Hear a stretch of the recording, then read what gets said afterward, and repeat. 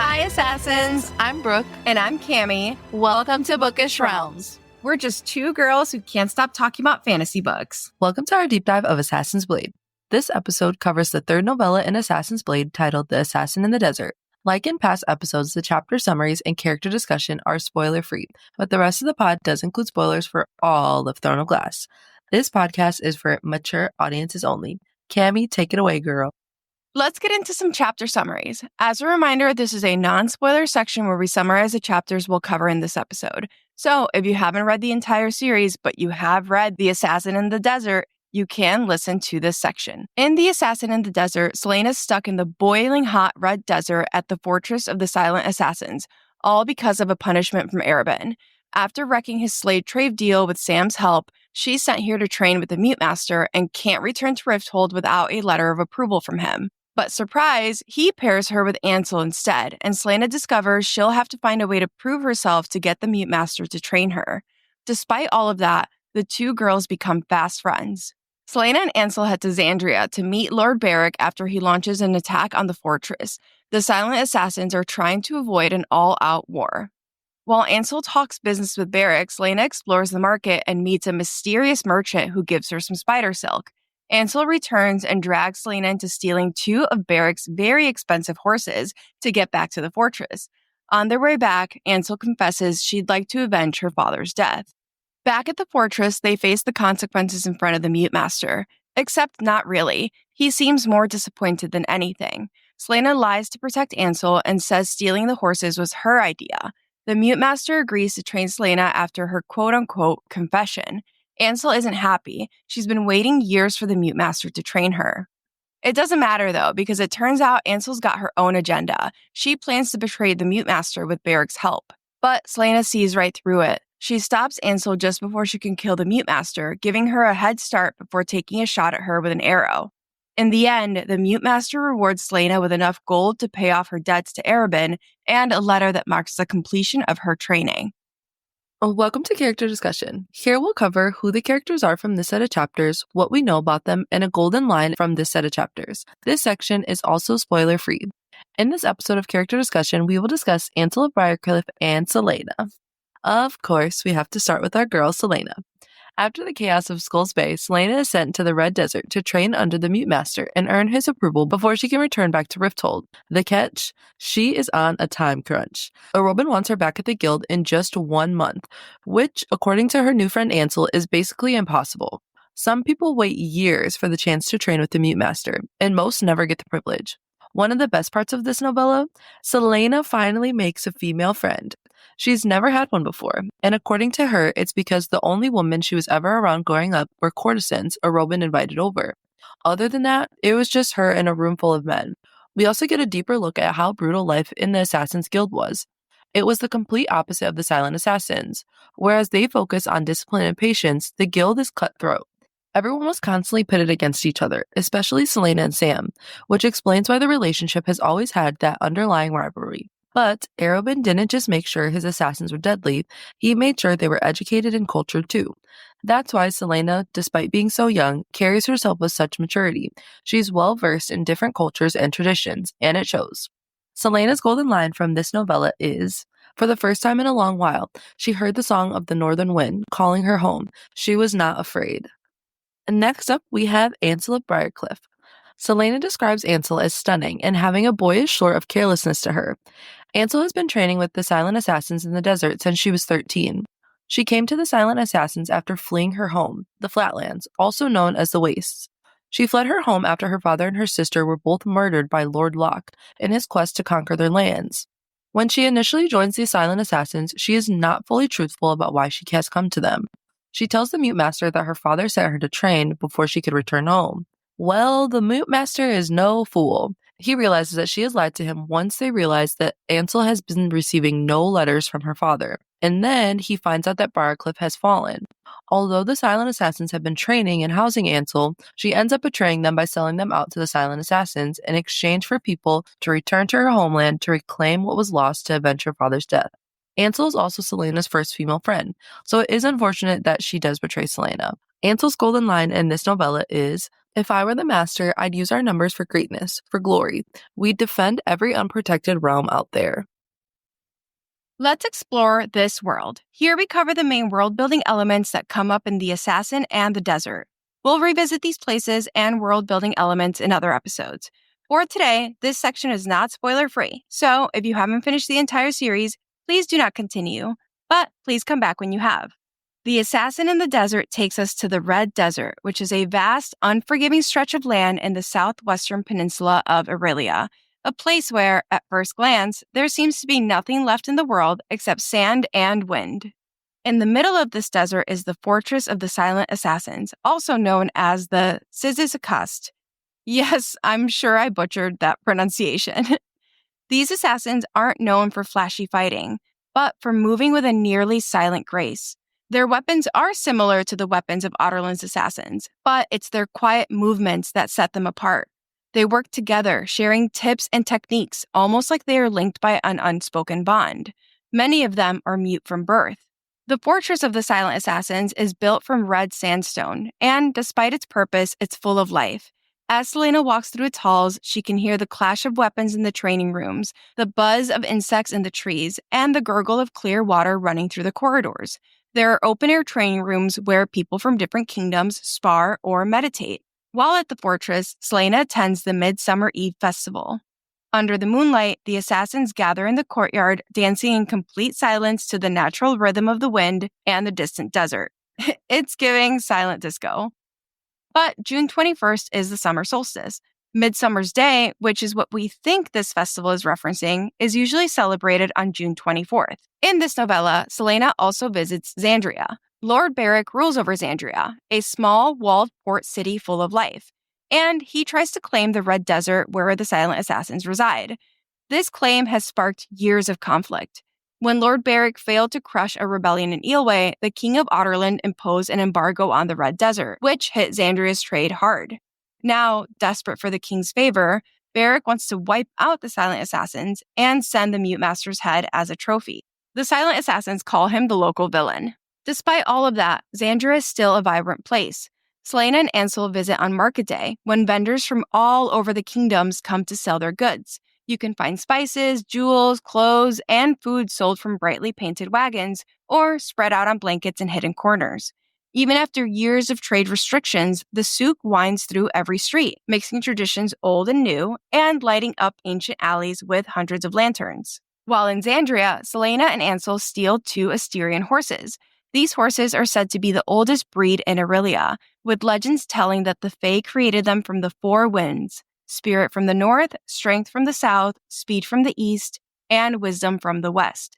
They're beautiful, strong, fast, and expensive. We'll definitely talk about the significance of the Asterian name in our Masterverse episode for this book. But Ansel gives us a huge lore download too. Ansel was born in the Flatlands along the coast of the Western Wastes, what was once the Witch Kingdom. Her father, Lord of Briarcliff, refused to bow to Lord Locke's demand for control, resulting in Locke killing her family. Ansel escaped, finding a witch who cared for her, and sent her south to the Silent Assassins in the Red Desert to quote-unquote find her fate. Ever since, she's been training to one day reclaim what she lost. The Flatlands still carry a dark legacy. Once a beautiful part of the Witch Kingdom under the Kraken Queens, the land was cursed when the Iron Teeth clans overthrew them and is now dead and barren. Ansel also shares one very important piece of information with Selena. The only way to kill a witch is to cut off her head. This tip comes in very handy when Selena fights Baba Yellowlegs in Crown of Midnight. And finally, let's talk about spider silk and the freaky spiders who make it. In the northern woods of the Rune Mountains, legends tell of horse-sized Stygian spiders. These spiders spin a thread that's as delicate as gossamer, lovelier than silk, and, believe it or not, stronger than steel. The stories say these silk spinners don't just weave their webs for free. Some legends claim they demand human flesh, while others whisper that they trade in years of your life or even your dreams. It's a price that makes every yard of this spider silk worth a kingdom's ransom. Later in our story, we learn that these giant spiders are part of a larger family known as the Karankui, creatures created by Maeve, who is a Vald Queen. There are 2 types: the Stygian spiders of the Rune Mountains, busy spinning that prized rare silk, and their southern cousins, who don't bother with weaving silk at all. Instead, on the southern continent, the Karankui serve a different purpose. They guard the mysterious word gate for Maeve. And because it's me, you know I'm going to talk about their name. Stygian means related to the Styx River or to the goddess Styx. In Greek mythology, the name carries a dark, powerful past. Styx was not only a goddess who was the personification of hatred, but also the river that flowed through the underworld, forming the boundary between the living and the dead. It was said that boats carrying souls to judgment would cross her waters, and any oath sworn by the Styx was considered unbreakable, even by the gods. If that sounds familiar to you, don't worry. We'll revisit it in our Maas verse episode for this book. Welcome to our analysis and foreshadowing section, which is not spoiler-free. In this segment, we'll analyze key moments and break down parts of the text that tie into or foreshadow future events in the series. While we usually follow the flow of the chapters we're covering, for our Assassin's Blade coverage, we'll have a separate section at the end dedicated to how this novella connects to the end of the series. If you have not read all of Throne of Glass, please stop here to avoid spoilers. Before we get into the nitty-gritty of what actually goes down in this novella, let's analyze some of the foreshadowing for the rest of the series. There is so much witch talk in this novella, which makes sense since the next book in publication order is Heir of Fire when we start getting Manon's POV. Ansel herself hails from what was once the Witch Kingdom, and she's got two very, very interesting stories about witches. Selena asks Ansel if she's ever seen a witch. Ansel nods and starts recounting a childhood adventure when she was 8, along with her older sister and a friend named Maddie. They snuck out of Briarcliff Hall to explore a giant tower with a ruined watchtower, which had a mysterious archway. Quote, "A few miles away, there was a giant tower with the lone watchtower on top. The upper bits were all ruined because of the witch wars, but the rest of it was still intact. See, there was this archway that went through the bottom of the watchtower, so you could see through it to the other side of the hill. And one of the stable boys told my sister that if you look through the archway on the night of the summer solstice, then you might see into another world." We will definitely be covering this archway in our Assassin's Blade Masters coverage because, actually, what the fuck do you mean? What do you mean you could see into another world? This is one of the only mentions of a portal to another world that seems to exist outside of the portals that we can open with word keys and word marks. We have so many questions about this. Was this some sort of witch mirror? Was it an actual portal? Why does it only work on the summer solstice, which is the longest day of the year? Is this another day when the veil is thin, like Samhain? Questions. But Ansel doesn't just stop here. She continues, saying that she got scared near the top of the tower, so she hid behind a rock while her sister and Maddie went further. Soon she hears screaming. Her sister is rushing back.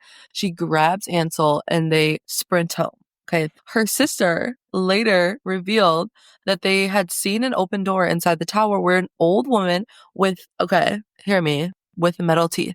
An old woman with metal teeth, okay, grabbed Maddie and dragged her away. She said, "Snatch, you're mine," okay? I love this story.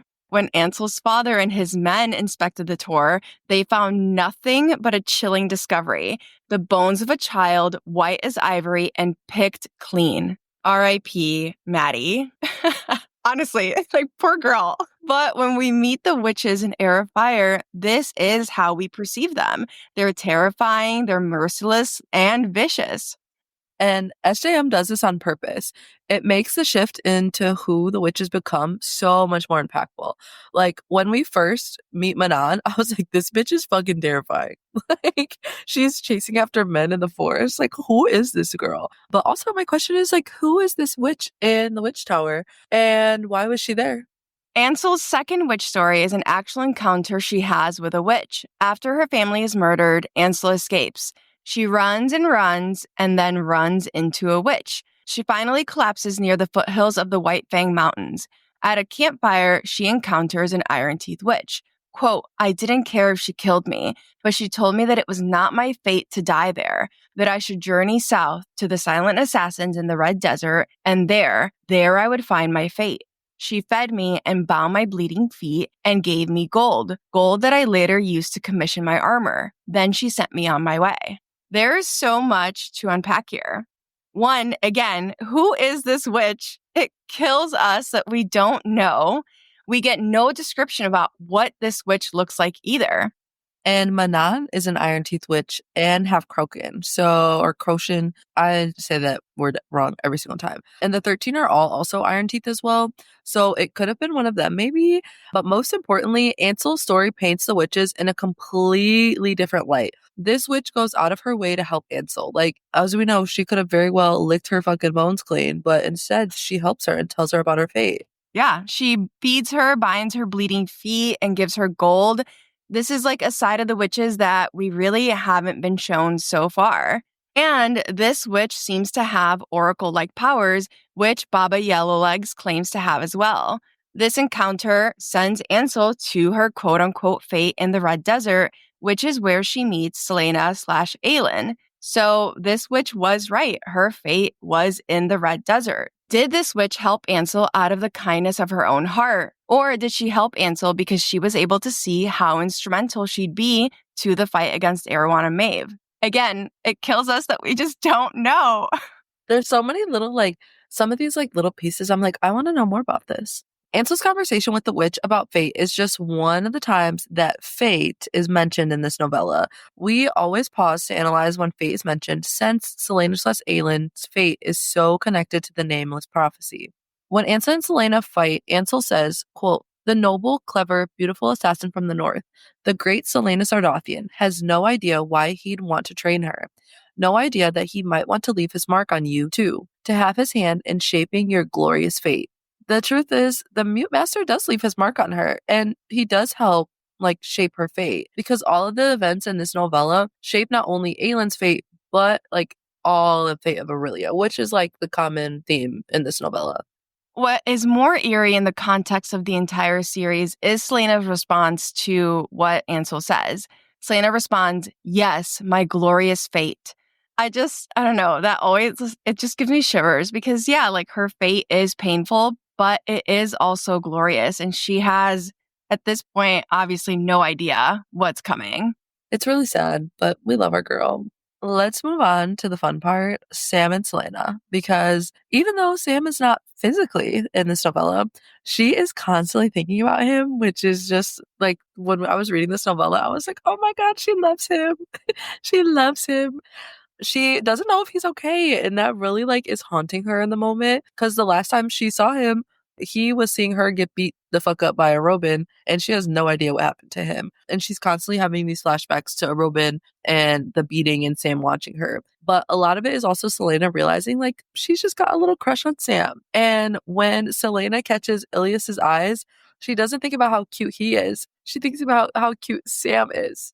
And when she's feeling lonely, she also thinks of Sam. She says, quote, "Selena stared at the ceiling, suddenly homesick, strangely wishing Sam was with her.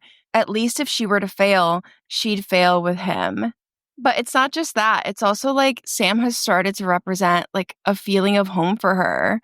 He has started to represent that companionship and the comfort that comes with having someone at your side, which is, again, very different for her. Our girl is a solo girly, but now she's I wish he were here. And Selena herself, even at the beginning, I feel like she didn't want to come to terms with this, but she finally realizes that her feelings for Sam have shifted. Quote, "With nothing else to distract her, Selena eventually returned to thinking about Sam. Even weeks later, she had no idea how she'd somehow gotten attached to him, what he'd been shouting when a Robin beat her, and why Robin had thought he'd needed 3 seasoned assassins to restrain him that day." She acknowledges that she's attached to him. And this is when we learn that as Robin is beating her, Sam is shouting something.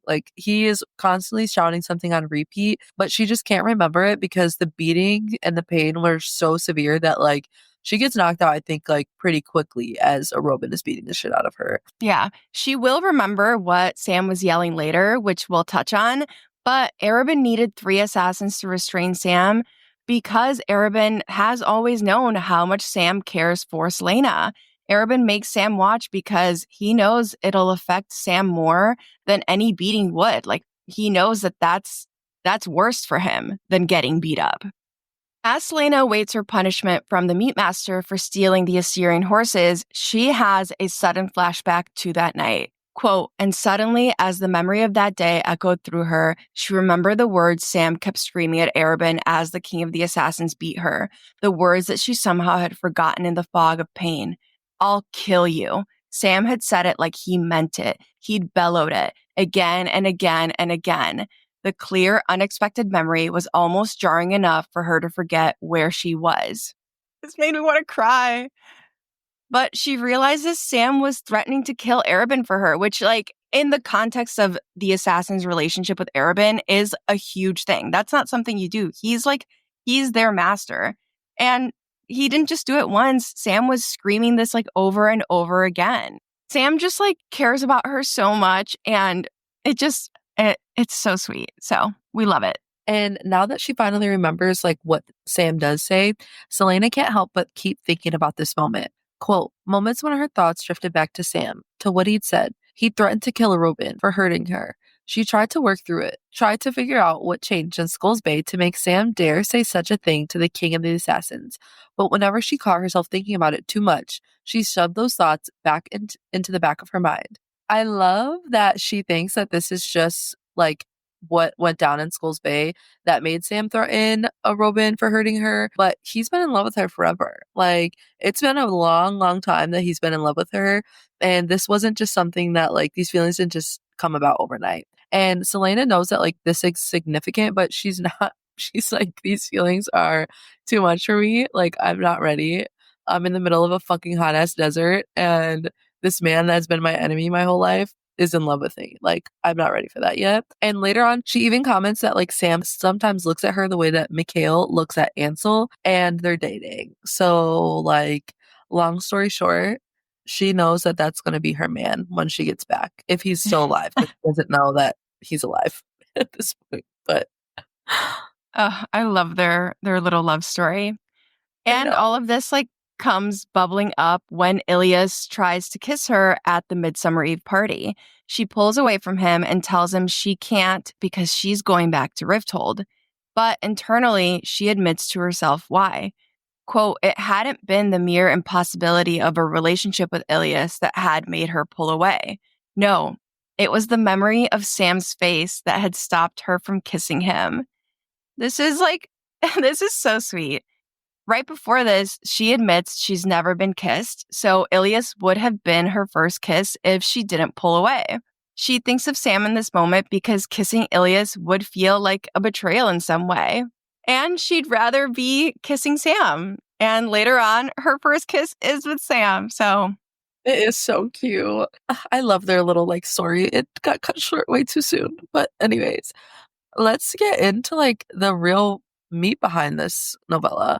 The reason why Selena is in the Red Desert to begin with, which is to get training from the Mute Master, as we know. But she's there because it was a punishment from Arobin for ruining the slave trade deal. He was not very happy about that, which like she kind of figured. He sent her there after he beat the shit out of her. And as she makes her way to the Red Desert, she is constantly thinking about Arobin.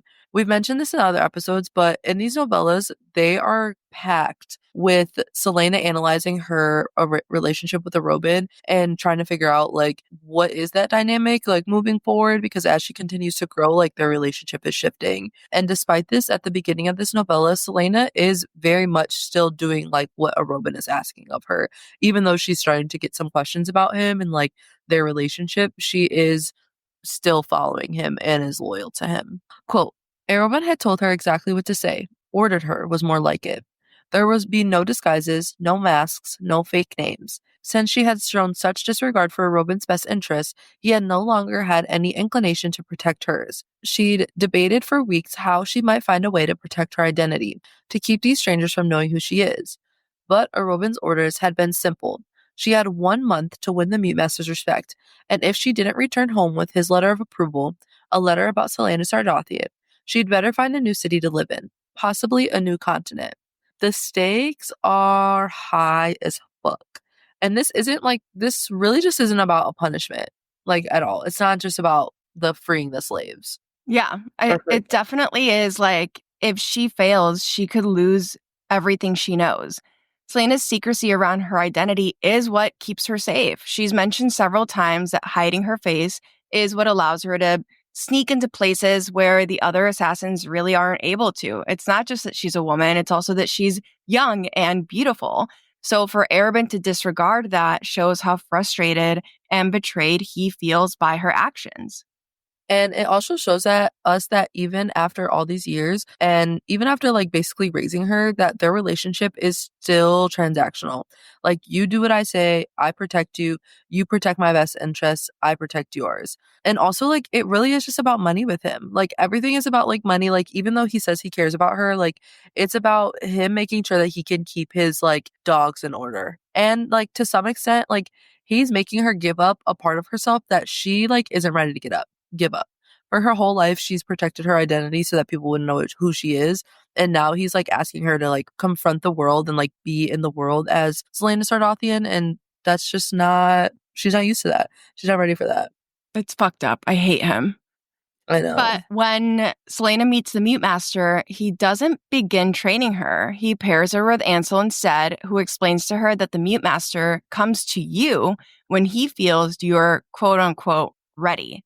Selena hates this because our girl is on a timeline. She's got 1 month. And then Ansel says, well, I've been here for 5 years without the Mute Master training me. Things were not looking good for Selena at the beginning of this novella in terms of this timeline. As Ansel gives Selena this download, she also comments on Selena's busted up face. Quote, so which of you looks worse? Ansel asks suddenly, you or the person who gave those to you? Selena knew that she had met the fading bruises and cuts on her face. Her stomach tightened. It was getting to be a familiar feeling. Me, Selena said quietly. She didn't know why she admitted it. Bravado might have been the better option, but she was tired and suddenly so heavy with the weight of that memory. Did your master do that to you? Ansel asked. This time, Selena stayed silent, and Ansel didn't push her. This is not the Selena we know. This is not the bratty, sassy assassin. This is someone who's like been literally and figuratively beaten down. And we see that this beating from Arabin weighs on her in ways that she hasn't really processed yet. But when Ansel asks her if Arobin is the one who did it to her, Selena like doesn't answer.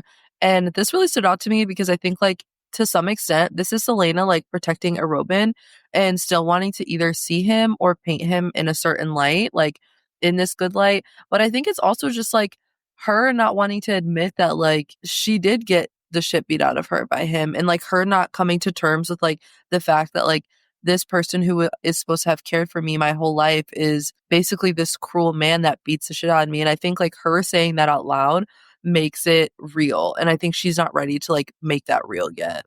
We see that she's also still caught between wanting a change and wanting to return to Rifthold. It's really hard to tell what she isn't really ready to let go of yet. Is it a Robin? Is it Sam? Is it the just like the comfort of her life or in the safety of the Assassin's Guild? Like, what is it?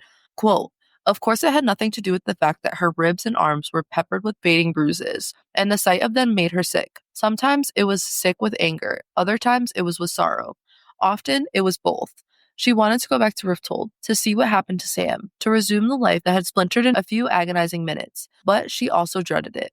She's experiencing like a lot of emotions right now. She's angry that a Robin beat her because she knows that what she did was right. And she's also full of sorrow because to some extent, like I was just saying, like she knows that she's lost something, whether it's the idea of a Robin or the idea of who she was, or like so she knows that something is fractured and she knows that it's not going to be something that's going to come back together easily. Yeah, and we start seeing that, yes, she wants to go back to Rifthold, but the things she wants to go back to aren't Arabin or the Assassin's Guild. She wants to go back to Sam. I also think she's like in that place that we all find ourselves in after a breakup. You know that you have to move on. You know that something has changed. But at the same time, like you have these moments where you just want to go back to what you know because it's what you've known. She both wants things to go back to the way they are and dreads it. And then we get the heartbreaking flashback to when a Robin is beating her and Sam. This whole thing like really, really breaks my heart. And she is just so scared when this is happening. And like this is so unlike her. Like this is so out of character. We're not going to include the entire thing here, but this is what Selena says. Quote, she'd never seen a Robin so angry, and it was scaring the hell out of her. He didn't yell. He didn't curse. He just went very still and very quiet. The only signs of his rage were in his silver eyes, glittering with a deadly calm. She tried not to flinch in her chair as he stood from the giant wooden desk. Sam, seated beside her, sucked in a breath. She couldn't speak. If she started talking, her trembling voice would betray her. She couldn't endure that kind of humiliation. I get that they're like all assassins and like violence and anger are like a part of the deal.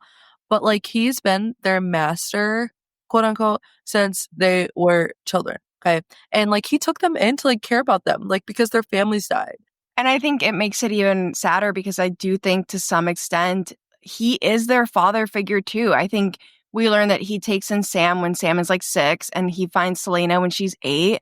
It's terrifying and sad that this is how they feel about him. Like she's flinching, Sam is sucking in a breath. You can tell that they're both just so scared about what's going to go down because he's so mad at them.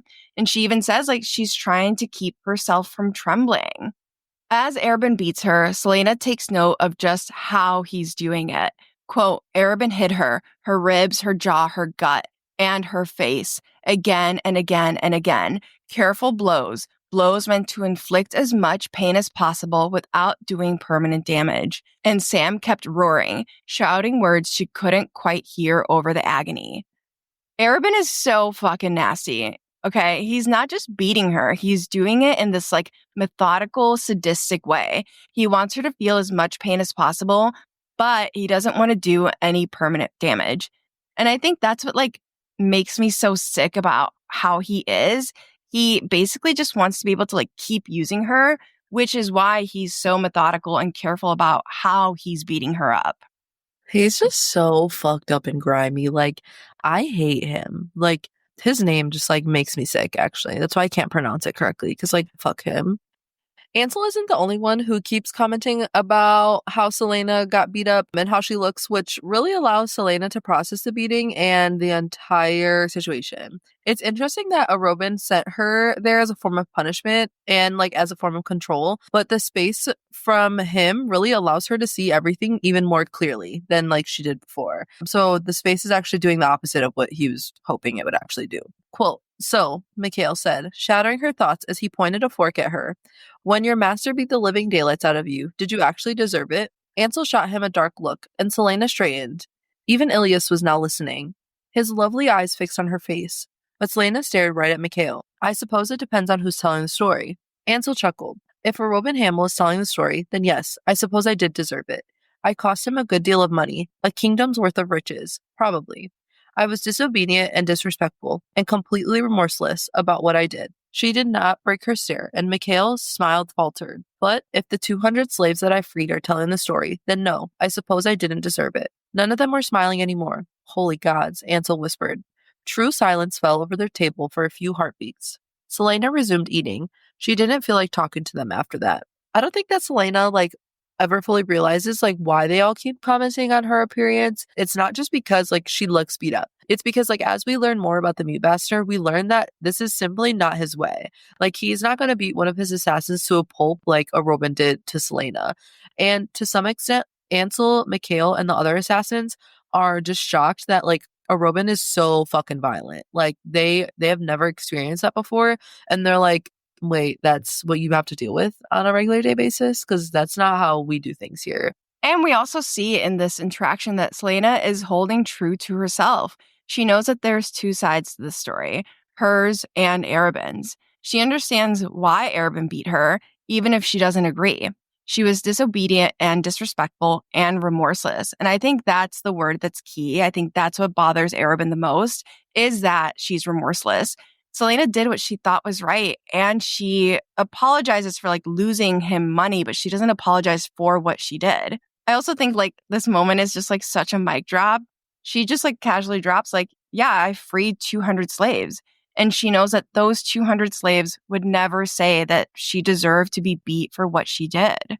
I think it's also important here, too, that Selena seems to value the opinion of those 200 slaves over Robin's. I think, he knew that, and it infuriated him because he realized, he's losing his sense of grip over her. And it's also very crucial that Ansel and Ilias were both at the table to hear this. And this whole idea of deserving punishment comes up again in Throne of Glass when Kale first sees Selena's scars, which we all know how I feel about that sentence. Yeah, we gave him that L in that episode. Yeah. But back to the Mute Master. Selena's eager to prove herself and start training. She keeps asking Ansel where he is, and Ansel is pretty much like, good luck, babe. Quote, that's ridiculous. Where is he? She looked toward the fortress towering behind them. Oh, you won't find him. Not until you prove yourself. Show that you're willing to leave behind all that you know and all that you were. Make him think you're worth his time. Then he'll train you. At least, that's what I've been told. Ansel's mahogany eyes gleamed with amusement. Do you know how many of us have begged and groveled just to have one lesson with him? He picks and chooses as he sees fit. One morning, he might approach an acolyte. The next, it might be someone like Mikhail. I'm still waiting for my turn. I don't think even Ilias knows the method behind his father's decisions. This is when we start seeing, like we've said, like how the Mute Master works. You might be there for training, but it's almost like he also has to choose you back. And I think it's interesting too, like there seems to be no clear path on like proving yourself to him or making him think you're worth his time. He picks and chooses as he sees fit. And this makes the Mute Master seem very, very mysterious. Because we don't really know shit about him until like literally the last like 2 chapters of this novella. And it also seems to signal that he sees things in people that maybe aren't apparent to others.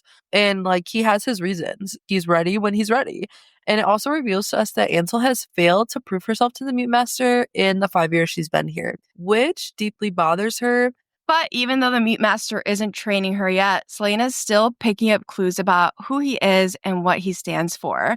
His leadership is really like present all over the fortress. And Selena does start comparing Arabin and the Mute Master. Arabin's Assassin's Guild is a brutal, cutthroat environment. She says that even as children, like people were pitted against each other. He would set her and Sam up against each other. Showing any kind of weakness was unacceptable. And nearly everyone was viewed as a potential enemy, except a few people like Arabin and Ben. And the Mute Master's approach seems different. It inspires a different kind of environment, and Selena does notice this. Quote, but the silent assassins, though they too might be killers, they look to one another for learning, embraced collective wisdom. Older warriors smiled as they taught the acolytes. Seasoned assassins swapped techniques. And while they were all competitors, it appeared that an invisible link bound them together. Something had brought them to this place at the ends of the earth, as if the fortress and what it offered somehow held the answers they sought, as if they could find whatever they were looking for in the silence. Selena recognizes there's a clear choice in leadership and training. Arabin's approach is based on this like ruthless individualism, but the Mute Master's is more like based on like strength and unity. And even though we get this like little tidbit here, she doesn't comment on which one she like would prefer better, at least not yet.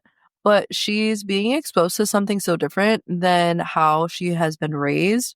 And she has been isolated as an assassin basically for her whole life. And it only makes sense like to turn to other assassins, but that's not what a Robin wants. A Robin wants control, and he achieves it by creating this cutthroat environment and creating this competition, because if he's able to pit everybody against each other, then like you're gonna look to him to find choices and to find answers. Whereas with the Mute Masters and the Silent Assassins, they're looking to each other. So, but they still hold the Mute Master on this pedestal, but it's a different pedestal than like what we see in a Robin. Like they're choosing to do that. Whereas like a Robin, you're kind of forced to put him on this pedestal. Ansel and Selena steal the Styrian horses, which was Ansel's idea. Selena is absolutely terrified to face the Mute Master. The Mute Master approaches them, and Selena braces herself for his punishment. But that's not what happens. Quote, but then the Master's sea green eyes narrowed ever so slightly, and he gave her a sad smile as he released her. Her face burned. He hadn't been about to hit her. He'd wanted her to look at him, to tell him her side of the story. Selena is not used to this. Like, her face is burning. She's embarrassed because she realizes that he knew that she thought he was about to hit her. And that's why he gives her like a sad smile.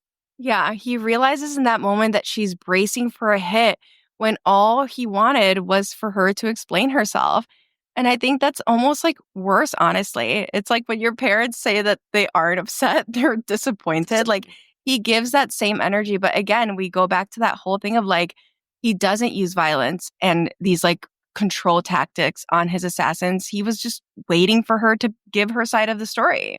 But Selena can't let go of that fear of punishment and wants to protect Ansel, which is what leads her to lie, essentially. She tells the Mute Master that it was her idea to steal the horses, and this, for whatever reason, changes everything. The Mute Master agrees to begin training her the very next day.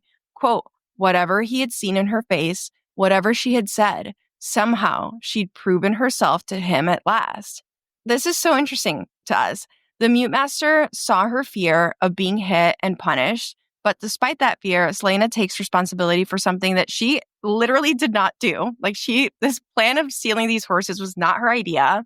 And we think that's the key, that she was willing to lie to protect Ansel despite being afraid of punishment.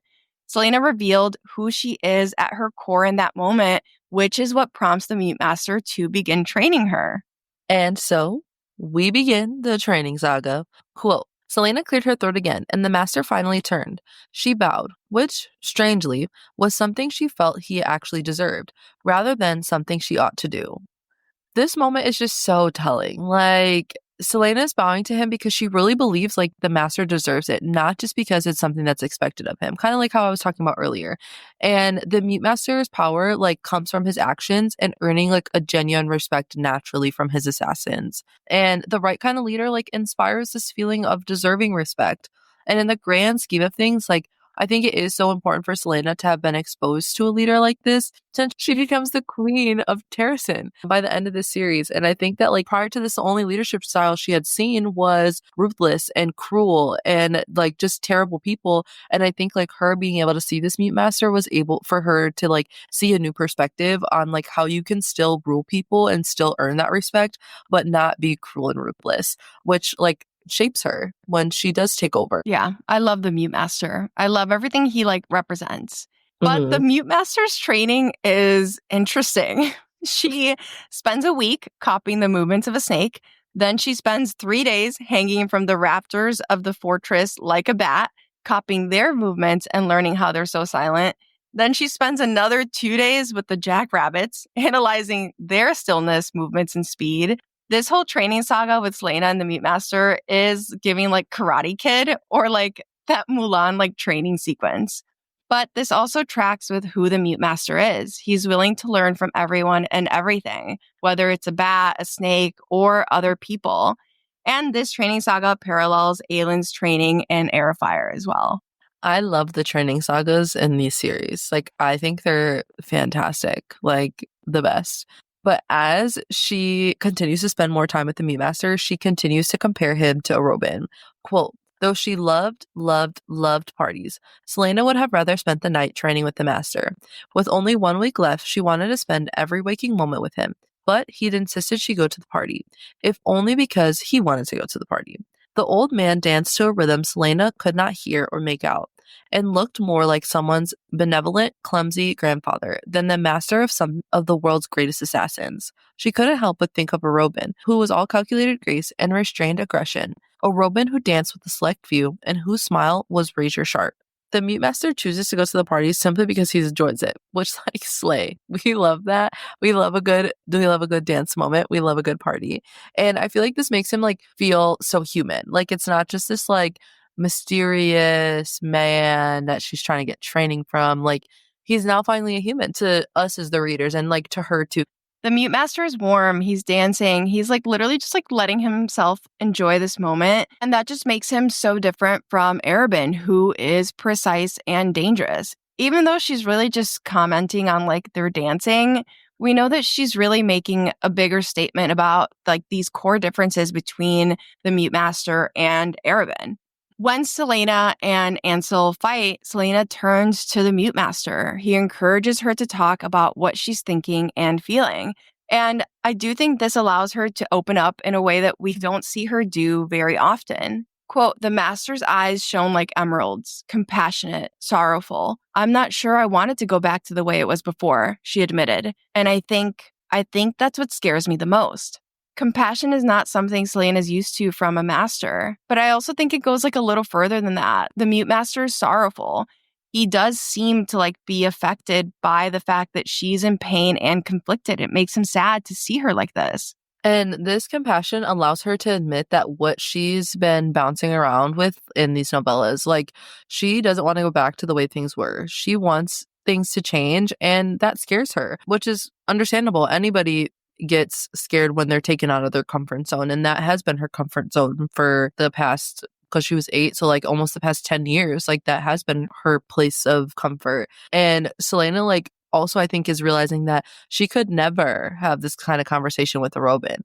Like, this is not, if she were to ever talk to him that way, he would just be like, okay, toughen the fuck up, get it together, I have another mission for you. I think the other difference too is like the Mute Master makes her herself feel human, whereas like a Robin makes her seem like this like robotic like killing machine. And getting to know the Mute Master is like also what allows Selena to see through Ansel's lies. Cool. If the Master had known about the attack, he would have been fortifying his defenses already. He wouldn't have sent Selena away. She was Otterland's greatest assassin, and if 200 men were marching on his fortress, he'd need her. The Master wasn't proud, not like a Robin. He truly loved his disciples. He looked after and nurtured them. And again, like Selena knows that if the Mute Master had known about the attack, he would have kept her there. Like he wouldn't have wanted to ship her off. And we see that direct comparison to a Robin. The Mute Master is not a proud man. Like he loves his people. He nurtures them. He cares for them. He is not like making this cutthroat, terrible environment. Like he wants them to thrive. And so Selena returns to the fortress and saves the Mute Master and Ilias. She lets Ansel go as well, giving her 20 minutes to skedaddle out of there before she shoots an arrow at her head. We'll get into that a little bit later. But the Mute Master speaks, and boy, does he have a lot to say. The Mute Master tells Selena, "I'm glad you did not kill Ansel." He reveals that he's known about Ansel's troubled fate for years. After her arrival, he sent inquiries when her family went silent, and he learned that Briarcliff's lord and eldest daughter were murdered by the High King, and that Ansel was missing. And when Selena asks why he never confronted Ansel, he explains he needed her to trust him. He says, "If you can learn to endure pain, you can survive anything." He also tells Selena that some people turn pain into sorrow or forgetfulness, but Ansel lets her pain become hate. And Ansel becomes like someone who she never truly intended to be. And it almost feels like a warning to Selena in a sense, because Selena has definitely been angry over these last few months, and he doesn't want to see like what happened to Ansel follow suit with Selena and her go through that same cycle. And the Master believes that Selena was the closest friend Ansel ever allowed herself to have, which is heartbreaking. We'll cover like their whole friendship next, but this did make us just like so sad. He implies that Ansel's decision to send Selena away came from a place of genuine care. She wanted to protect Selena. And he tells her that the kindness Selena showed by saving her life and returning her father's sword left a lasting mark on Ansel. Quote, "But I think you will leave a lasting imprint on Ansel's heart. You spared her life and returned her father's sword. She will not soon forget that. And maybe when she makes her next move to reclaim her title, she will remember the assassin from the north and the kindness you showed her and try to leave fewer bodies in her wake."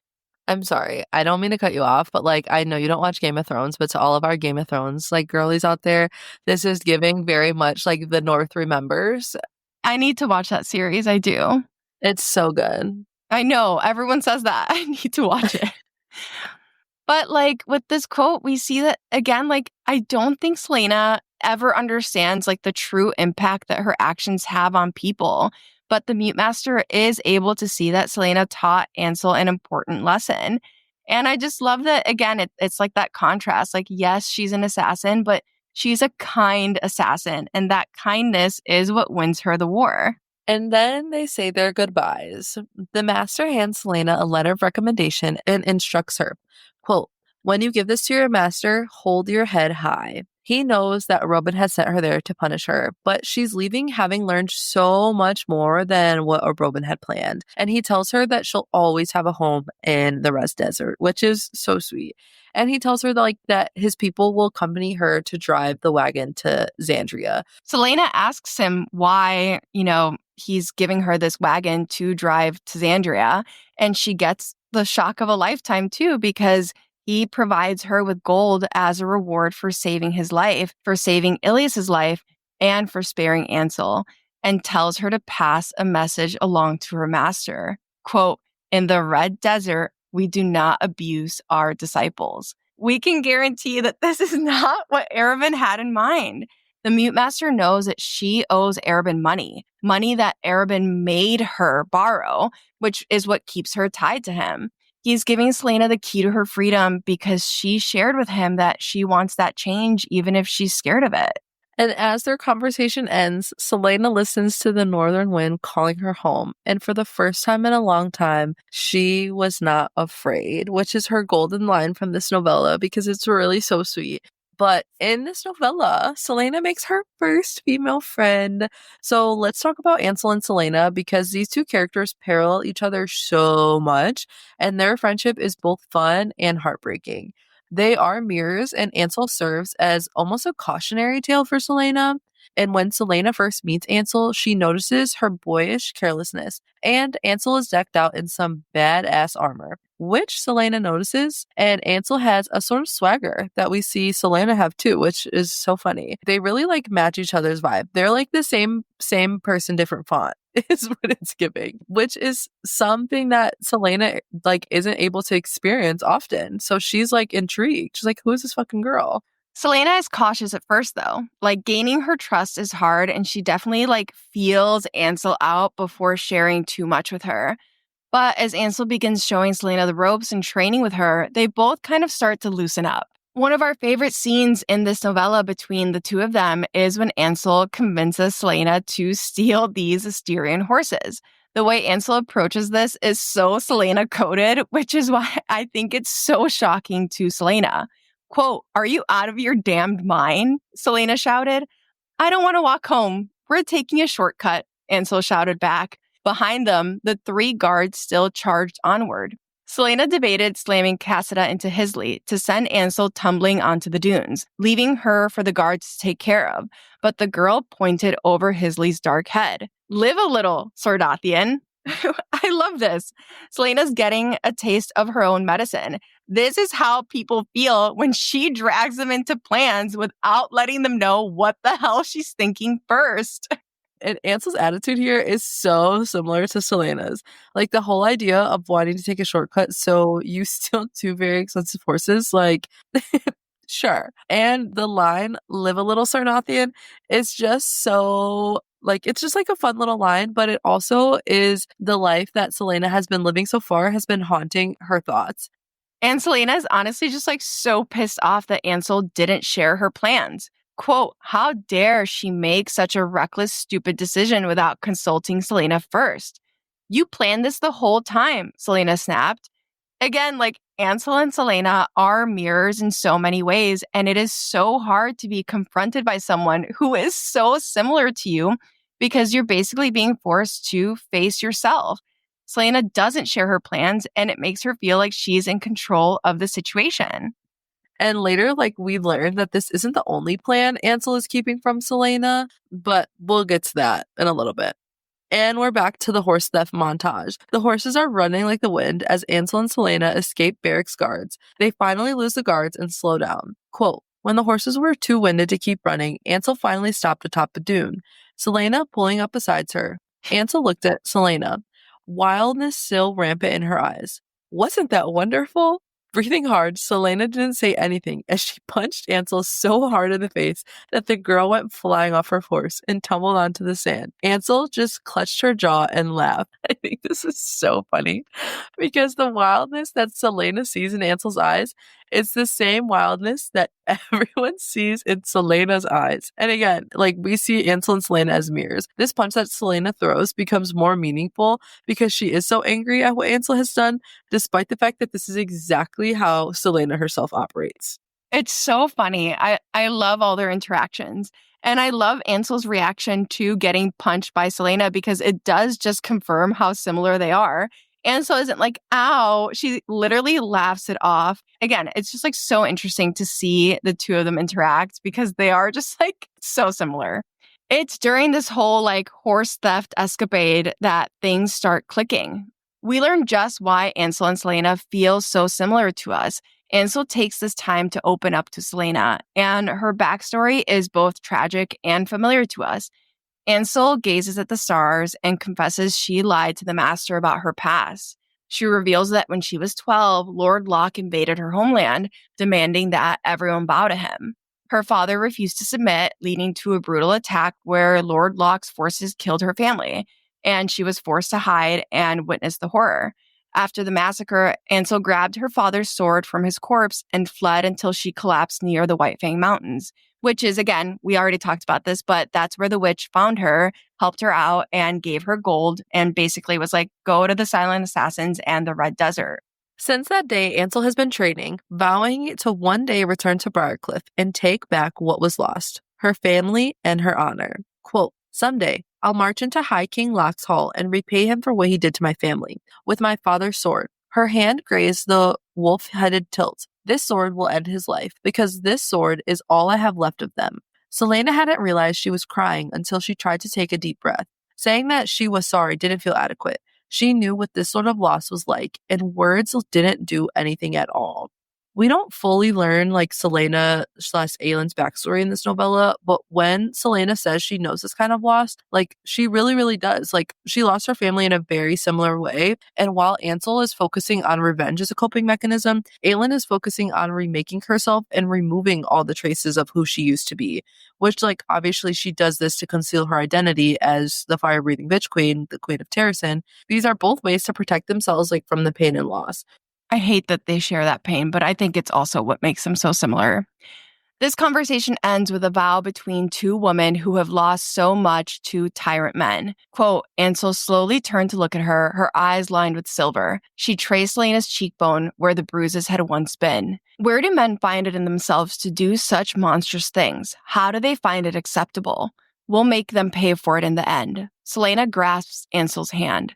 The girl squeezed back hard. We'll see to it that they pay. Yes, Ansel shifted her gaze back to the stars. Yes, we will.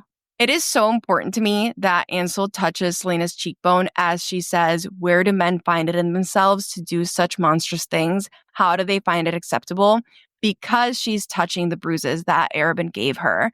She's acknowledging that Selena understands this experience. And Ansel doesn't learn until much later just how much Selena can relate. But this is such an important moment between the two of them. And then they make a promise to make them pay. And they fucking keep that promise, which I love. I love all these promises that these women make to each other in the series.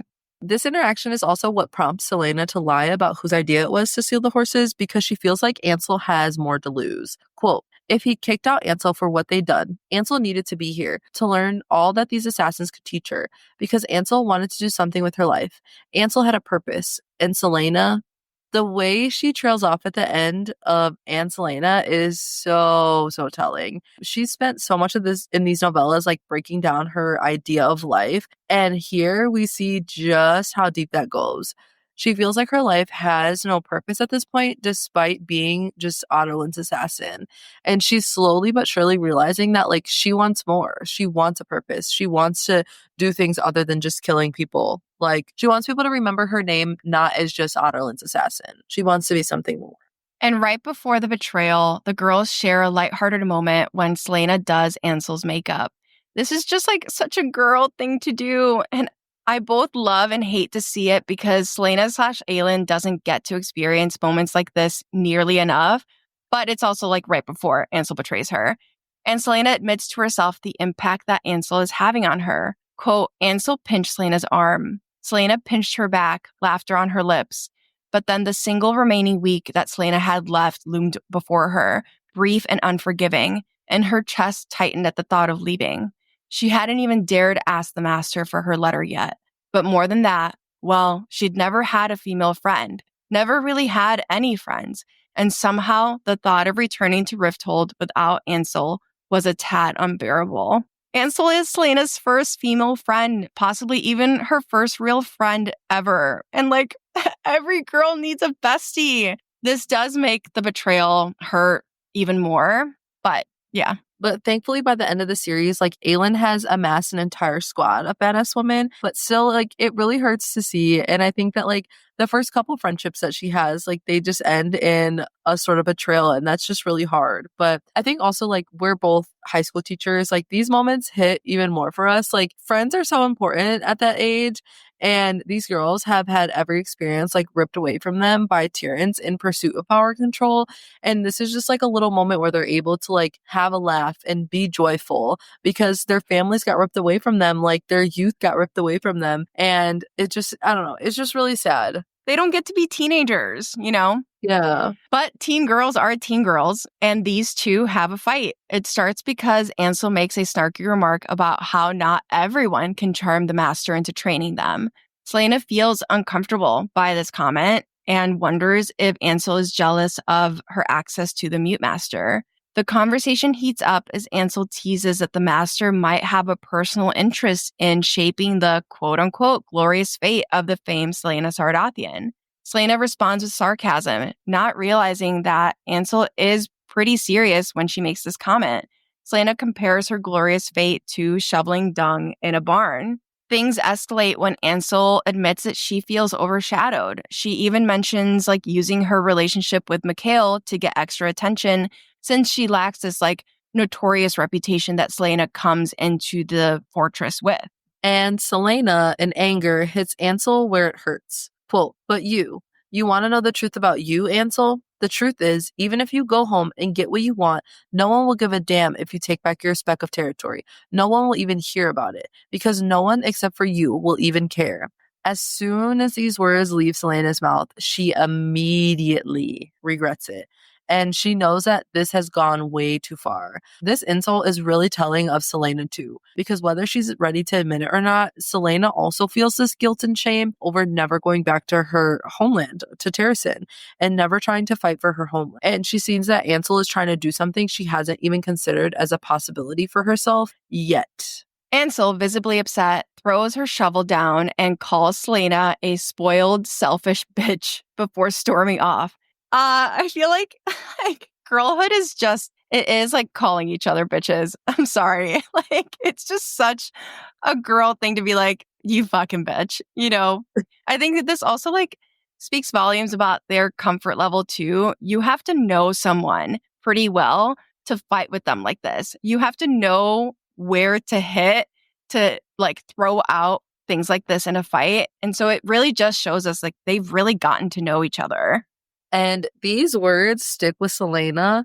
Later, when she's training with the mute master, she can't focus. Quote, all day, Ansel's words had been ringing in her ears. She hadn't seen her friend for hours and dreaded the moment when she'd have to return to her room and face her again. Though Selena hated to admit it, Ansel's parting claim had felt true. She was spoiled and selfish.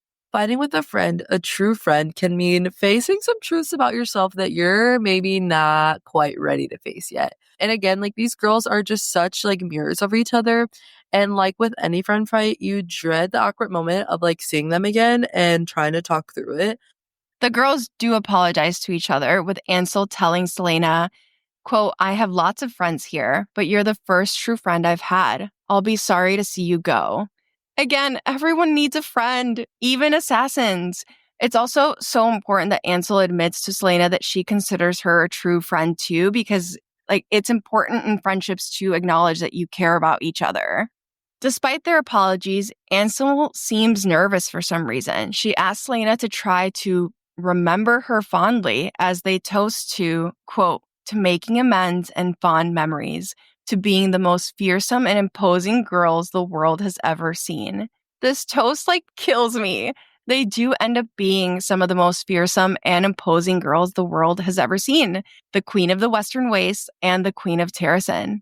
But as Selena gulps her wine, she realizes Ansel is looking at her with sorrow. And Selena quickly realizes that Ansel has poisoned her. The world goes black and she passes out. And unfortunately, the betrayal begins. Selena wakes up in the middle of nowhere with Cassida, the Assyrian horse, her belongings, and a cryptic note which basically says that the mute master has dismissed Selena early and given her the letter of approval. This immediately makes like zero sense to Selena. She's like, I'm not understanding. But Selena's inner voice betrays her. She doesn't view herself in a positive light, and so she convinces herself that it must be true. Quote, perhaps the master had also realized that she was spoiled and selfish. Maybe everyone had just been tolerating her, and maybe they'd heard of her fight with Ansel and decided to send her packing. It wouldn't surprise her.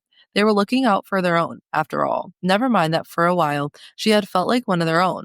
Felt, for the first time in a long, long time, like she had a place where she belonged, where she might learn something more than deceit and how to end lives. But she'd been wrong.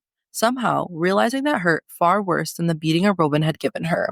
Selena has found a lot in this red desert. She's found friendship, skills, and a new approach to being an assassin. And losing it all so quickly it hurts her, yes. But what hurts her more is feeling like they never saw her as a part of them, which she was just wanting to belong to something, which we all have that sense of like wanting to belong to something. And none of this is true, like as it was just all a part of Ansel's plan, but it reveals so much about how about her self-perception. Selena keeps moving, but she does keep thinking about how weird this entire dismissal was. She starts putting the pieces together and realizes something is wrong when she sees Lord Barrick's men marching for the assassin's fortress. She realizes Ansel must have had a plan to betray the Mute Master. Selena mounts Cassida and they run like hell back to the fortress. And it's pure chaos. There's dead assassins everywhere. Mikhail, Ansel's sort of boyfriend, is dead. The Mute Master is drugged, and Ilias, his son, has a wound in his belly. She comes face to face with Ansel, who is moments away from beheading the Mute Master. Selena stops her, and they begin fighting. Ansel tells Selena that Lord Barrick promised her 1,000 men to take back to the Flatbacks if Ansel brought him the Mute Master's head. And these two have a heartbreaking back and forth. Selena tells Ansel not to kill the Mute Master. When Ansel asks why, Selena says, quote, because I know what it feels like. She dared another step. Because I know how it feels to have that kind of hate, Ansel. I know how it feels. And this isn't the way. This, she said louder, gesturing to the fortress and all the corpses in it, all the soldiers and assassins still fighting. This is not the way. Again, like these interactions between the two of them just like kill us. They are mirrors. In a lot of ways, Ansel is who Selena could have been if she let that hate transform her. And Ansel replies, says the assassin, to which Selena says, quote, I've become an assassin because I had no choice. But you have a choice, Ansel. You've always had a choice. Please don't kill him. Please don't make me kill you was what she truly meant to say. There's that word again. Choice. Choice has been taken from Aelin/Selena time and time again, but it's what she offers Ansel here, a choice. Kindness is a choice. Evil is a choice. Everything is a choice. And ultimately, choice is what Aelin offers to everyone throughout this whole series. We love her. I love her so much. I know. But Ansel can't see past her grief, her rage, her need for revenge. Her and Selena continue to fight it out, with Ansel admitting that she tried to send Selena away to protect her. Finally, using what the Mute Master taught her, Selena pins Ansel down.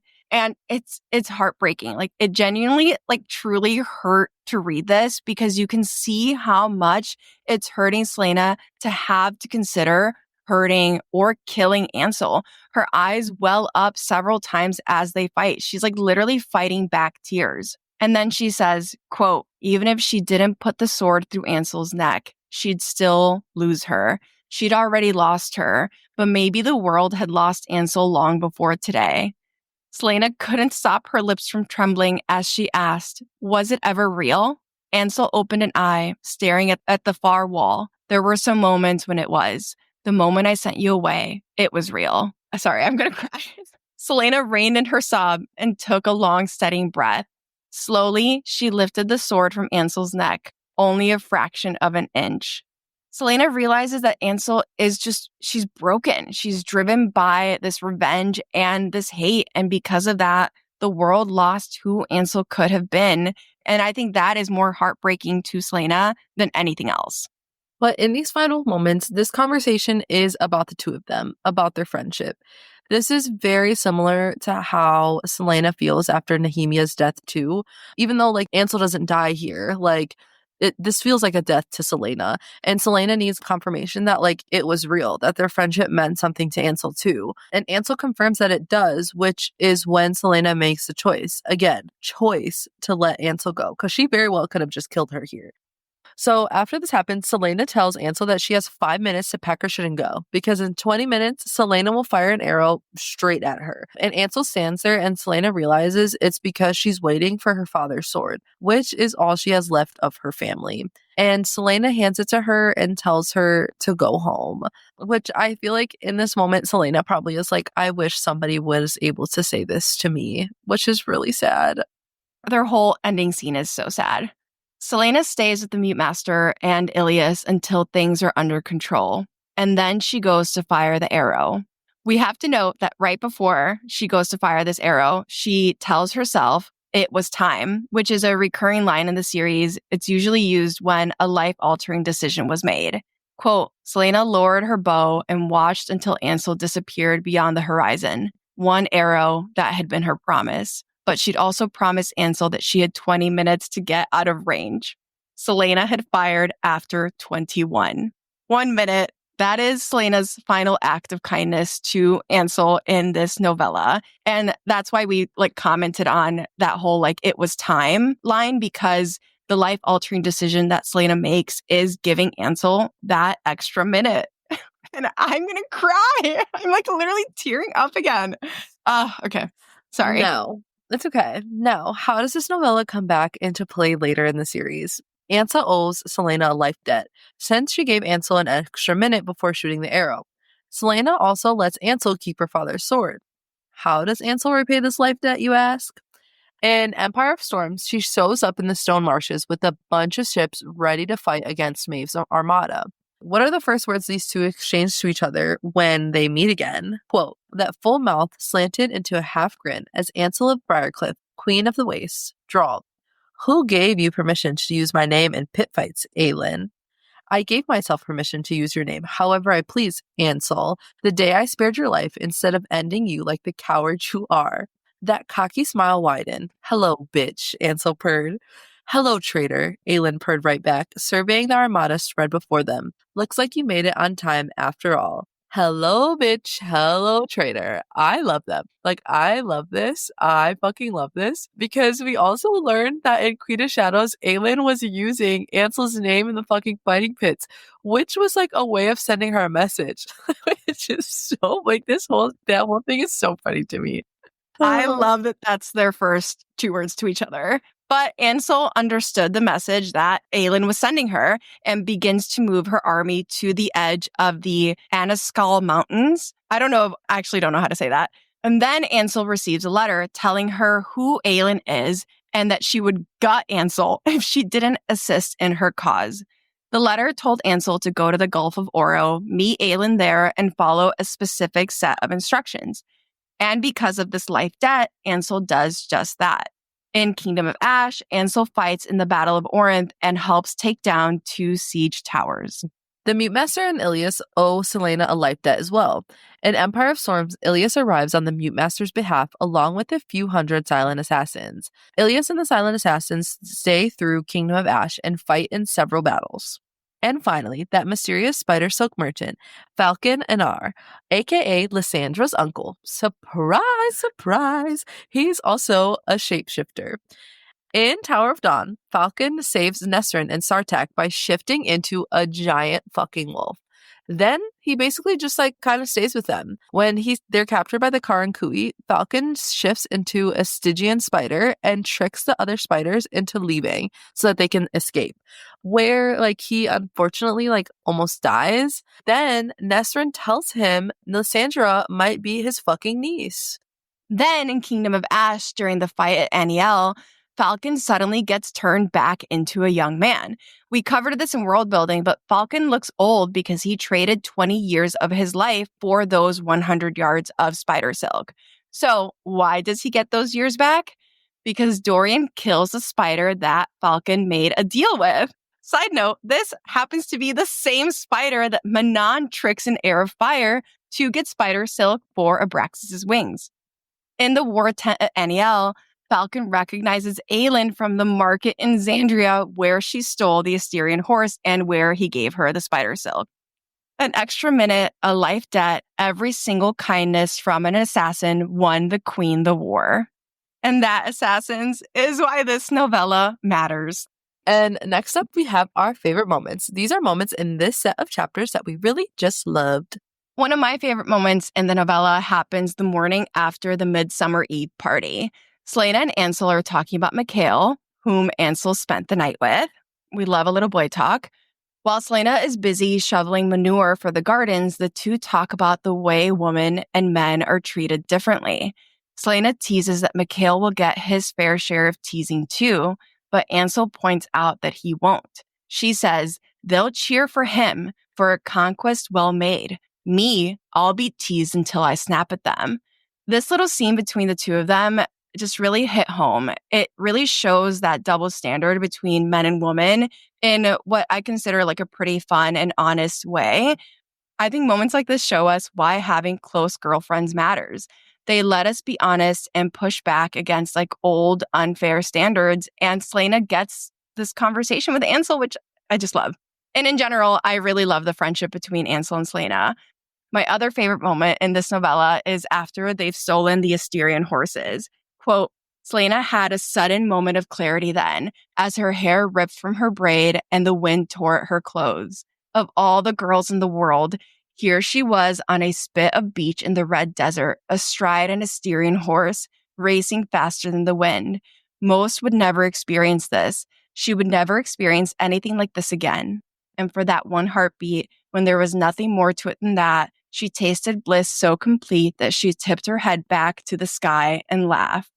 First of all, I am a horse girl. I literally have a horse tattoo on my arm. I grew up riding horses on my family's farm in Colombia. And this feeling of like the wind in your hair, of racing on the back of the horse, of like feeling like wild and free is so, so dear to my heart. So I loved seeing it in this novella. And if you haven't done it yet, like you need to. And I love this moment because it's explained so well. Like the way that SJM wrote that moment, like she explains that feeling so, so well. So she must be a horse girl too, is what I'm saying. Sarah, if you're listening, are you a horse girl? Question mark. And if you are listening, follow us at Bookish Pod. I hope she does, but I know she doesn't. I also have two favorite moments from this novella. The first one is just some fun, lighthearted banter between Ansel and Selena when Selena is putting on the makeup for Ansel. What? Ansel said. Selena shook her head. You're going to have to wash it all off. Why? Because you look better than I do. Ansel pinched Selena's arm. Selena pinched her back. Laughter on her lips, but then the single remaining week that Selena had left loomed before her, brief and unforgiving, and her chest tightened at the thought of leaving.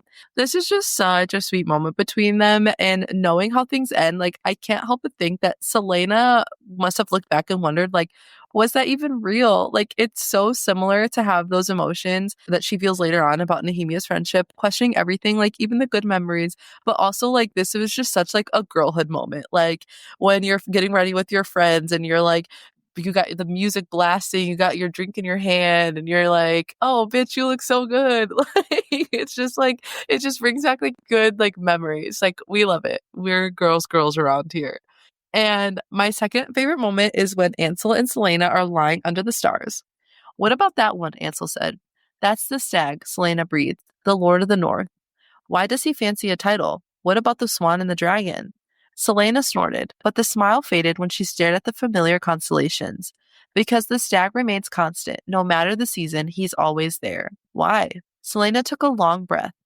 So the people of Terrasen will always know how to find their way home, so they can look up at the sky no matter where they are and know Terrasen is forever with them. I'm like tearing up, like saying that right now. I just love this moment because the stag is what literally brings her home in Kingdom of Ash. I just like remember reading that scene for the first time and fully like being in a 4K cinematic like masterpiece in my mind while absolutely sobbing. But like time and time again throughout this series, like the stag is so important to Selena, and it keeps coming back, like reminding her and all of us that Terrasen and its people can be strong again, and it's not just a consolation, like it's a sign of hope. And lastly, our final thoughts. I love this novella. I think this novella is so well written. Pairing Selena up with Ansel, someone who is so similar to her and yet so different, really adds so much depth to both of these characters. And watching how their bond shapes who they become by the end of the series is genuinely so beautiful. I think seeing them when they're younger and like doing these like very silly things makes their reunion at the end like so important to me. I also love how this novella plops you right into the desert too. It really feels like you can feel the heat, the dryness, the sand literally everywhere.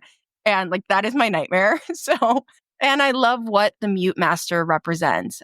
You can be deadly and compassionate. You can be both fierce and kind at the same time. I feel like his character reminds us that strength doesn't mean sacrificing compassion and that a person can be deadly yet caring, which I feel like perfectly describes Aelin. So I know I've said this about all the other novellas, and I will continue to say this like throughout probably the rest of this book, but I love this novella. We get so much in this story, like the history of the witches, the spiders, and plus so many key players like who come back later in this series. And looking back on these novellas, it is so emotional because in a way they're the reason, well, they are the reason why they won the war. And it's wild to reread, like knowing how everything connects later. Even just like the small detail of the merchant being Lysandra's uncle. Reading this the first time, like you would never think that he would come back in the story. And like the way that SJM like brings him back into the story it's just so beautiful. And it's such a small detail, but it's crazy because that is how like that's when you realize like it all ties together. Because if he never came back, like you wouldn't have had Nestrin and Sartak and then their army. Like it's all a domino effect. Like if these things wouldn't have happened, like the whole story wouldn't have played out how it did. So all right, that wraps up our deep dive for The Assassin in the Desert, the third novella in Assassin's Blade. We hope you enjoyed our analysis and theories. Don't forget to follow us on Instagram and TikTok, where our handle is at Bookish Realms Pod. we'd love to hear your thoughts on this episode, so drop us a comment or send us a message. Also, leave us a rating if you like what you heard. It really helps us out. Join us next week when we continue our deep dive with the next novella in Assassin's Blade, titled The Assassin and the Underworld. Until then, keep reading, Assassins. Bye!